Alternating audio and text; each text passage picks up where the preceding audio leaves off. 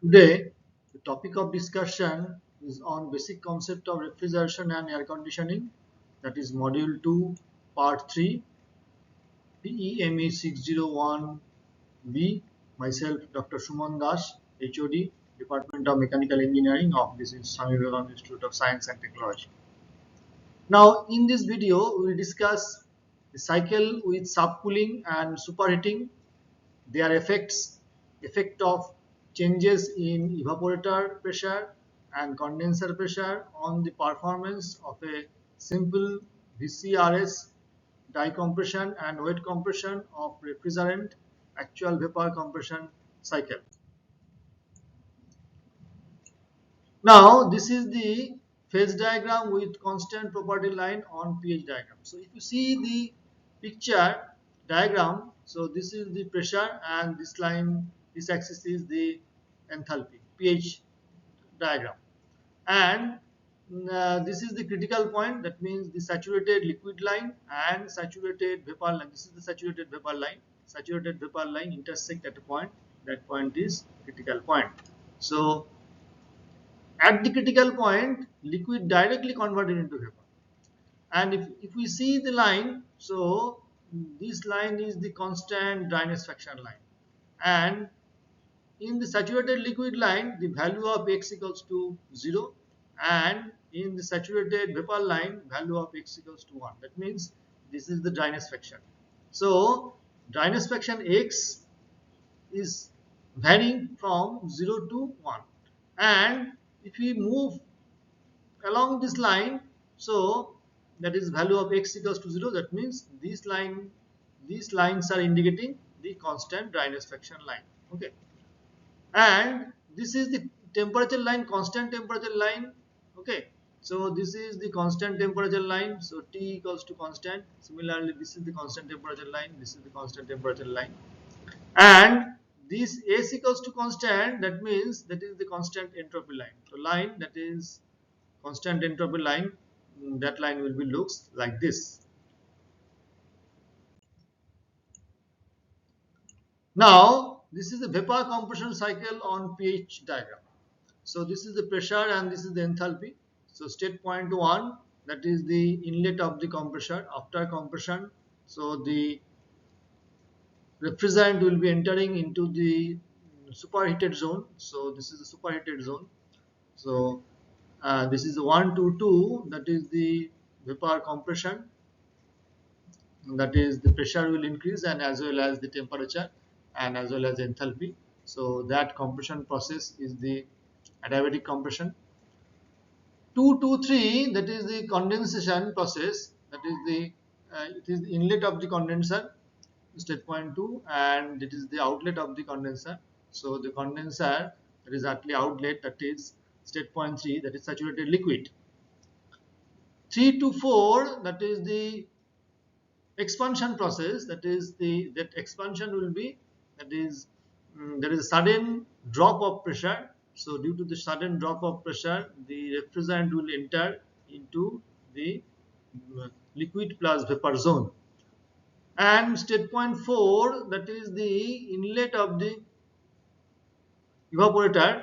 So that is the inlet of the evaporator and that is the outlet of the evaporator as well as the inlet of the compressor.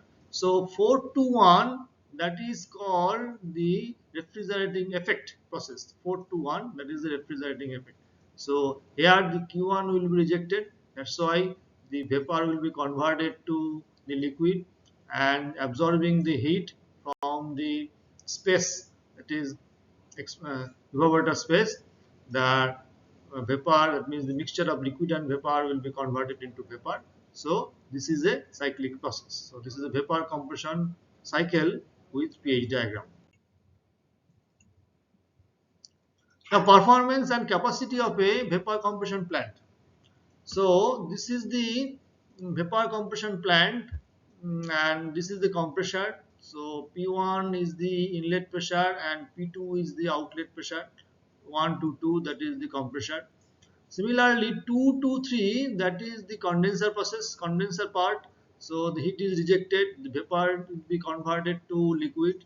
3 to 4, that is the expansion valve, and the liquid is there is a sudden drop of pressure, and liquid will be converted in some part of the liquid will be converted into vapor, and there is due to the sudden drop of pressure the liquid will be there is a drop of temperature also. And the state point 4, that the refrigerant is ready to enter in the evaporator zone. So that is the space to be cooled for refrigerated, and the from that space the refrigerant will absorb the heat and convert it to from liquid to the gas, and the space will be cooled. And state point 1, that is the uh, mm, vapor state. That means that refrigerant is ready to enter into the compressor for further compression. So this is the vapor compression plant, that is the performance. Now when steady state has been reached for 1 kg flow of refrigerant through the cycle, the steady flow energy equation, that means SFEE, where neglecting the kinetic energy and potential energy changes, may be written for each of the component in the cycle. That is, so the compressor. So here, if you see that there is the compressor part, that is the 1 to 2 part. So state point 1 plus AC, that means compressor work equals to the H2, that is the enthalpy at state point 2. That means enthalpy at state point 1 plus WC, that is the compressor work, equals to the enthalpy at state point 2. So similarly, you can write from here, that is WC, that is the compressor work, is nothing but the change of the two enthalpies, that means H2 minus H1, that is kilojoule per kg. So enthalpy is nothing but the total amount of content of it, and specific enthalpy is divided by mass. So kilojoule per kg, that is the enthalpy difference of H2 minus H1, that is the compressor work. In the same way, we can write the condenser steady flow energy equation. So this is the condenser part, that is 2 and 3, 2 to 3. So here the state point 2, that is the enthalpy at state point 2, equals to the enthalpy at state point 2 equals to Q1 plus H3. So that is the Q1, the heat will be rejected, and obviously the enthalpy at state point 3 would be less than enthalpy at state point 2, because the enthalpy at state point 3, that is the it is in the liquid state. So H3 plus Q1 equals to H2. Similar, so Q1 we can write, Q1 equals to the nothing but H2 minus H3 kilojoule per kg. In the same way, the expansion valve, that is the throttle valve, that is 3.4. So there is a drop of the pressure, but here the enthalpy will be constant. So there is a constant enthalpy process. Now Now we can write from here, that is the HFP2, that is enthalpy at pressure P2 of, that means the fluid, equals to nothing but HFP1 plus X into HFGP2. So we can easily calculate the value of X4, that is enthalpy at state point, sorry, dryness fraction at state point 4, is nothing but HFP2 minus HFP1 divided by HFGP1. So this is the quality of the refrigerant at the inlet of the evaporator. So at the inlet of the evaporator, that is the quality of the refrigerant, means that is the dryness fraction. That means the how the refrigerant is dry, how much dry the refrigerant is. So that is the X4, that is the dryness fraction. That's why it is written as, this is the quality of the refrigerant at the inlet of the evaporator, that is the mass fraction of vapor in liquid vapor mixture, often termed as the flash gas fraction. In the same way, you can easily calculate the evaporator, that is the H4, that is the enthalpy at H4 is nothing but the enthalpy of H2 minus H1. Actually, it is minus. So Q2 minus H1. So Q2 will be nothing but H1 minus H4.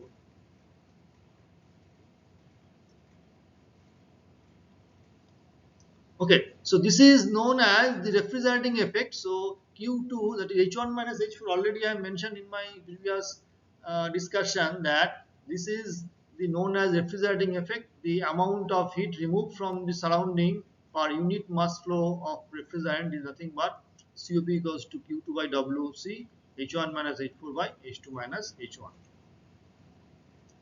So if W is the mass flow of refrigerant per kg of per second, that means per second, that is value of mass flow, that is called mass flow rate, then the rate of heat removal from the surrounding is nothing but W into, that is the H1 minus H4. So the W is the mass flow rate in multiplied by, that is the refrigerating effect. So that will be nothing but W into H1 minus H4 into 3600 kilojoule per kg. That means per hour. What will be the rate of heat removal per hour? That should be multiplied by 3600 kilojoule per hour. Now here, the 1 ton of refrigeration is defined as the rate. Already I mentioned that in my previous discussion.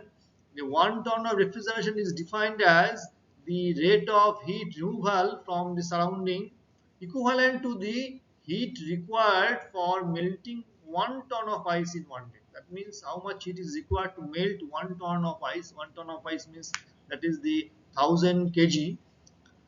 So how much it is required, that capacity of the machine is called 1 ton. So if the latent heat of fusion of ice is taken as 336 kilojoule per kg, then 1 ton is equivalent to the heat removal at the rate, that is 1000, that is 1 ton into 336, that is the latent heat of fusion of ice, divided by 24. So that will be converted to 14000 kilojoule per kg. That means kilojoule per hour. That means per hour, if the machine is extracted this amount of heat, 14,000 kilojoule, so that capacity will be that capacity should be 1 ton.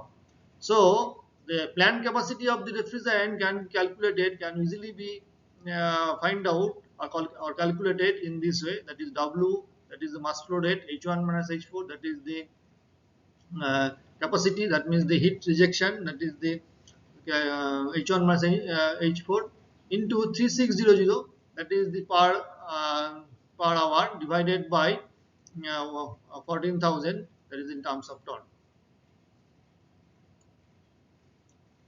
Now 1 ton of refrigeration is equal to the approximately 211 kilojoule per minute. So if you convert this in terms of minutes, so this can be 211 kilojoule per minute or 3.5 kilowatt. So that kilojoule per minute, that means you have to convert in kilojoule per second. So kilowatt means kilojoule per second. So that will be converted to in terms of kilojoule per second, that means kilowatt. So 1 ton is nothing but 3.5 kilowatt.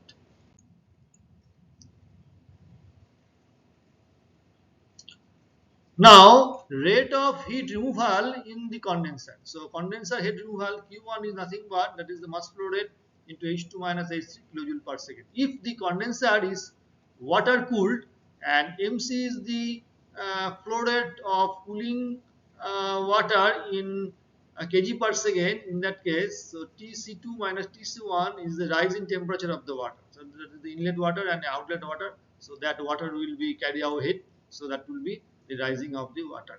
So Q1 is nothing but W into H1 minus H3. So that is the mass flow rate into CC, that is the flow of water, and so TC2 minus TC1 into kilojoule per second.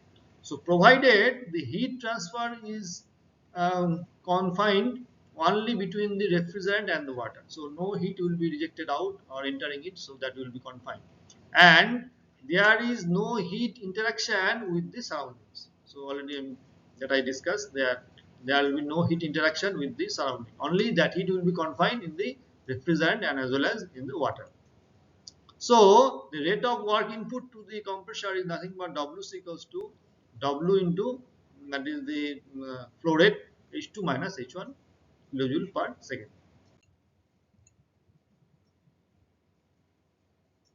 Now the actual vapor compression cycle. Yes, if you see the diagram, if you see the line, the actual vapor compression cycle. So in order to ascertain that there is no droplet of liquid refrigerant being carried over into the compressor, some superheating of the vapor is recommended after the evaporator. a small degree of subcooling of the liquid refrigerant after condenser is also used to reduce the mass of the vapor formed during the expansion. Now, if you see the diagram, um, so this is the degree of superheat. That means we have to superheat that before entering the refrigerant into the compressor. We just superheat into from 1 to 1 dash or 1 dash to 1, sorry, 1 dash to 1, that is called degree of superheat. And we cool the refrigerant, so beyond that, that is saturated liquid line, that means 3 dash to 3. So this is the degree of subcooling.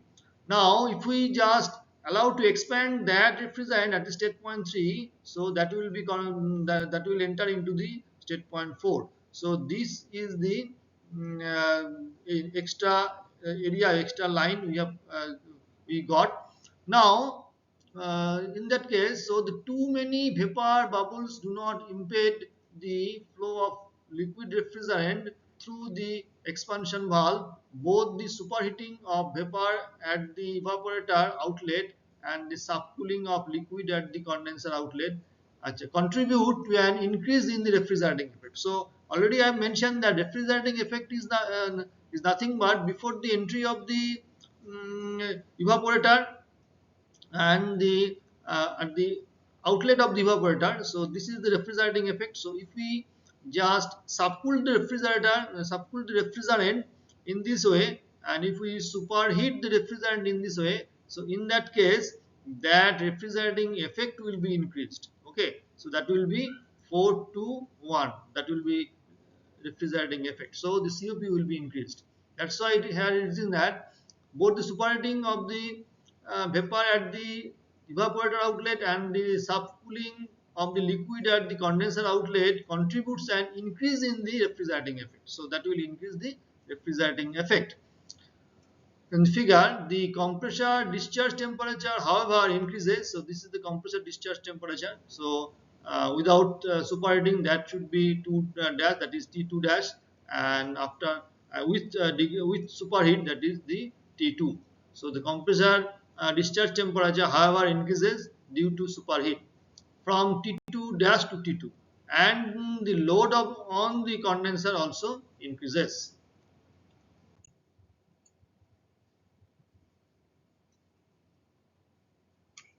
Now, already I mentioned this one, that is the superheat and subcooling in vapor compression. So that is the degree of superheat. If we just superheat from not from 1 dash but from 1, so that will enter into the, that is the 2 dash point. And now we allow to allow to cool the refrigerant from 2 to not for 2 dash or 2 to 3. So that will be the refrigerant will enter into the liquid zone. Now we allow to refrigerant for the suddenly drop. So 4 to 1, that is the portion. Okay, so this is called the refrigerating effect. So refrigerating effect will be increased. That's why. So degree of subcooling is very much important for the increasing the performance of the refrigeration system. So here Q2 is nothing but H4 minus H5, and Q1 equals to H2 minus H3, and WC equals to H2 minus H1, and H1 minus H6 equals to H3 minus H4.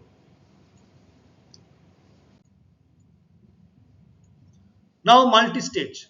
So in the case of multi-stage vapor compression system, for that means there are more than one compressor is used instead of a single compressor. For a given condensation temperature, the lower the evaporator temperature, higher become the compressor pressure ratio. For a reciprocating compressor, a high pressure ratio across the single stage means low volumetric efficiency. Also, with dry compression, the high pressure ratio result in high compressor discharge temperatures. For a single, that means for a single compression, the discharge temperature will be very high, which may damage the refrigerant. That means for a single compression, the compressor property, that means the refrigerant property may damage at the high discharge temperature.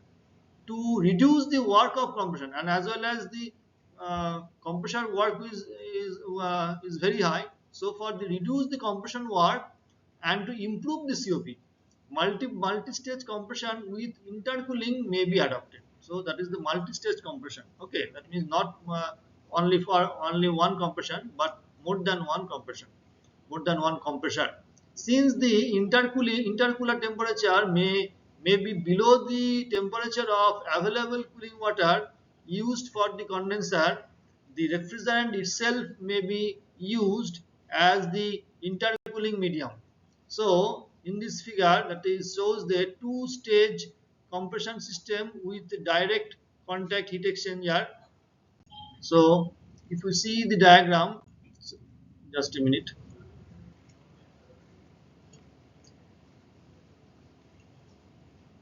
So this is the multi-stage compression system, that is 1 to 2 to that is single one stage, and 3 to 4, that is the another stage. So here, that is two-stage vapor compression system with intercooler. So this is the direct contact heat exchanger. Here the liquid refrigerant is used, and the here is the low pressure compressor, and here is the high pressure compressor. So due to the two compression system, the refrigerant properties will be as it is. There will be no damage of the refrigerant property, and the coefficient of performance will be comparatively higher than the previous one.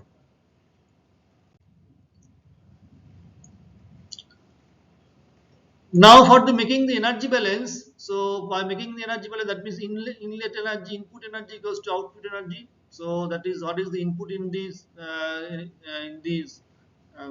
direct contact heat exchanger, and what should be the output. So from that energy balance we can write, that is M1 M2, M1 dash and M2 dash, these two are the mass flow rate. So the value will be like this. The desired refrigerating effect determines the flow rate in the low pressure loop, that is M2 is given below. So that is the M2 is nothing but M2 dot, that is an H1 minus H8. So H1 minus, that is this is the 1 and this is the 8. So and this is the mass flow rate, it is the M2 dot. So the refrigerating effect into mass flow rate, that is the total total flow of the refrigerant, and that should be equal to 1400 divided by 360 into the capacity of the plant,